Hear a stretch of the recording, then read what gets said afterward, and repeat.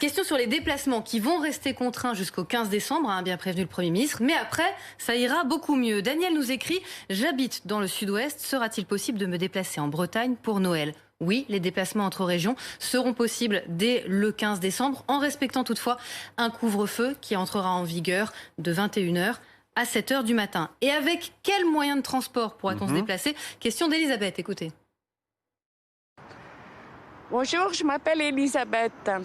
À propos du Covid, je me pose la question de savoir si on peut prendre le train à Noël pour aller rejoindre sa famille et combien de kilomètres on est autorisé à parcourir. Alors à partir du 15 décembre, il n'y aura plus de limitation de kilomètres. Le train, oui, aucun problème. Les réservations d'ailleurs, on le sait, pour Noël sont déjà ouvertes et ça explose.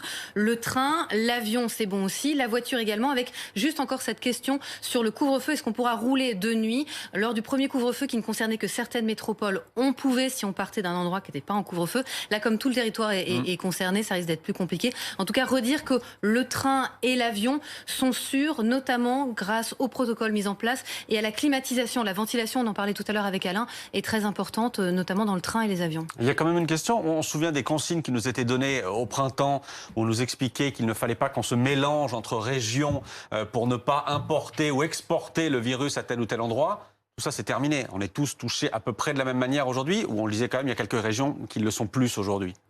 Alors certaines régions le sont plus, c'est celles qui avaient été moins touchées lors de la première vague, ça bouge un petit peu, donc tout le monde de toute façon est mélangé, il ne faut pas imaginer qu'une région va passer à la trappe.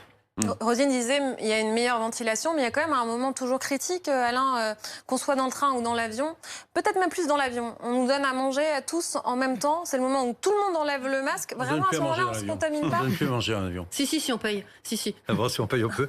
Non, en effet, c'est le vrai problème. On va retrouver toujours ce problème. À partir du moment où on enlève le masque, on se met forcément en situation.